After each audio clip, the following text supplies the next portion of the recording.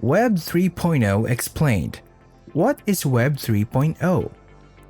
There are other Web 3.0 iterations from earlier internet eras. Decentralizations and cryptocurrencies are forever altering how we use the internet. In this video, we will be talking about the Web 3.0. Let's get started. What is Web 3.0? The 1.0 provides a brief history of the internet from 1991 to 2004. The majority of web pages on the internet were static, so when you loaded one of them, it simply displayed some unrelated data. Then it was over. Some people referred to it as reading, but there was no signing in, engaging with content, or monitoring analytics. Naturally, as the time went on, we made improvements, and tools like Flash and JavaScript added a variety of new features, but at the time, most internet users were consumers who used the internet to access information. The online underwent significant change throughout the Web 2.0 era, which began around 2004 and continues now.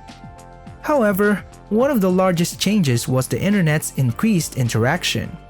To be fair, we voluntarily gave up this privacy in Web 2.0 for fun applications like Facebook and Twitter. If you visited facebook.com, you would see two completely different news feeds because the website varied based on who was watching it. A crucial distinction in Web 3.0 that we'll go over shortly. If you look at the advertisements they display, they are sorting data based on the information you didn't realize you gave them, such as your video viewing history and likes. However, if you look at the articles claiming that the machine learning began displaying parenting ads to a man because they anticipated his impending fatherhood before he did, it was likely because his girlfriend used their public IP address to conduct a search on her symptoms, which the machine learning detected. Web 3.0 is the next topic, which is what you've been learning about. The next phase of internet's development, dubbed Web 3.0, will probably make use of blockchain technology and decentralization tools. The issue with Odyssey is that they are unable to effectively prevent a video from being posted. It is technically possible to download a video that has been uploaded and then share it with others on the network, so they can see it and download it as well. Similar to a substantial torrent network, to further elaborate on this, Taos denotes the absence of CEOs or presidents to impress.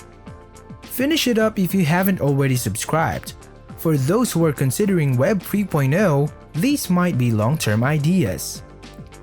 What Web 3.0 really means. In 10 years, you might be able to use MetaMask to buy Amazon gift cards and pay with Ethereum.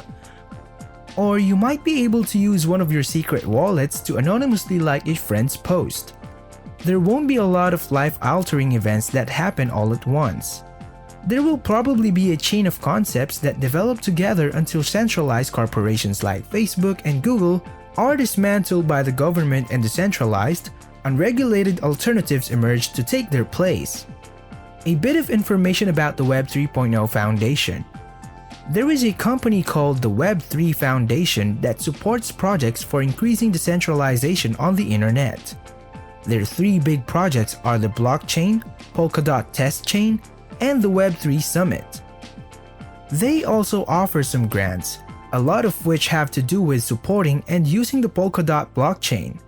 So it seems that the Polkadot team used the Web3 name as a brand to push their own agenda, but that's not what this channel is about. To give you an understanding of what they mean by this would be like the company Facebook buying a foundation for Web 2.0 and saying they are the ones who initiated it. What can you say about the Web 3.0? Please let me know by leaving a comment below. And if you enjoyed this video, please press the like button, turn on the notification bell, and subscribe to our channel Metaverse for more videos like this.